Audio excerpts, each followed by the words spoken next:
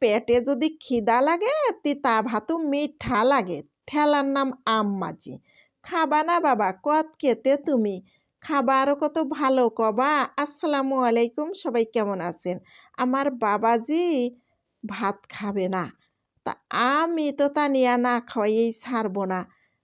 আমার নাম তো তুমি জানোই বাবা, আমি যে কোন পদের মানুষ।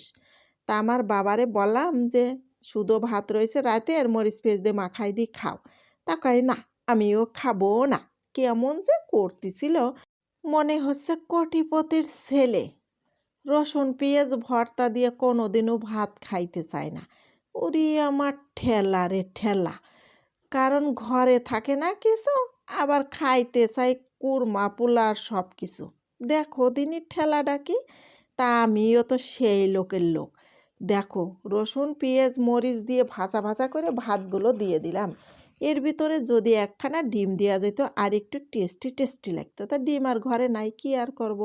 তো এইভাবে দিয়ে তারপরে বলতেছি যে ভাত কি দেবো এবার মাখিয়ে? তা বলছে আচ্ছা দেখো নিয়ে আসো ওদিকে, গালে দিয়ে সাথে সাথে কপ কপ করে খেয়ে নিল। আল্লাহ, এদিকে খাওয়াই টাওয়াই দিয়ে চলে আসলাম। আজকে দুপুরের আয়োজন হচ্ছে ডাউল রান্না করব আর সিম ভর্তা করব। তা ডাউল আবার ইট পাটকেলের মতো শক্ত, মুসুরির ডাল, সিজতে চায় না। তা কি আর করব, এই জন্যে দিয়ে দিলাম সেই প্রেশার কুকারে। তা মনে করলাম যে প্রেশার কুকারে দিয়ে 2-3 সিস মারিয়ে দিয়ে তাড়াতাড়ি ডাউল রান্না করে নিই। তা পাতলা ডাউল খাবে না, একটু ঘন ঘন রাখতে হবে। তাই একটু ঘুটিয়ে ঘাটিয়ে তারপরে এই যে পানি টানি দিয়ে রসুন পেঁয়াজ হলুদ লবণ দিয়ে ভালো করে একটু জ্বালিয়ে নিতে হয়। মুসুরির ডাউলটা যত জ্বালানো যায় তত কিন্তু টেস্টি হয়। তারপরে আমি চিন্তা করলাম যে ঠিক আছে, নাইমে গেলাম গামছা পরে পানি দিয়ার নাকি করই ভর্তি করে পানি দিয়ে দিলাম। আর একটু হলুদের গুঁড়ো দিলাম, মনে হচ্ছে কালারটা কেমন ফ্যাকাশে ফ্যাকাশে দেখা যাচ্ছে, কেনা হলুদ তো। তারপরে দিয়ে নেড়ে চেড়ে ভালো করে তেলে দেওয়ার জন্য রেডি হয়ে যাইতে হবে।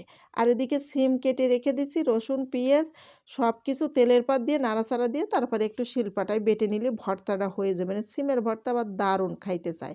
মনে করছিলাম যে ডালের সাথে আলু ভর্তা দেবো, কিন্তু দুঃখের বিষয় কোনো আলু টালু ছিল না। আপনার ভাইকে বলছে, সে আনতে আনতে মোট বাড়িতে রজনী পোয়াই যাচ্ছে। সে আর বাসায় ফিরতেছে না আলু নিয়ে। তা কি আর করব, সিম আছে ওইটা ভর্তা করি আর ডাউল রান্না করি, যেহেতু আজকে বাজারঘাট একদমই কম কম আছে। তা আর কি করি, যাই হোক এই যে ডাউলি এখন ফোড়ানি দিয়ে দিলাম। আর একটু টেস্টি হওয়ার জন্য স্বাদ মতো লবণ দিয়ে দিলাম। আর সিম এদিকতে ভাজি করছি। তা প্রিয় ভাই বোনেরা, আজকের ভিডিওটা কেমন লাগলো? যদি ভালো লাগে লাইক কমেন্ট শেয়ার দিয়ে সবাই পাশে থাকেন। আর নিত্য নতুন ভিডিও পাওয়ার জন্যে সবাই সবাই ফলো করে দিয়েন। তা প্রিয় ভাই বোনেরা, আজকের মতো বিদায় নিচ্ছি। সবাই ভালো থাকেন, সুস্থ থাকেন। আল্লাহ হাফেজ, পরে আবার দেখা হবে।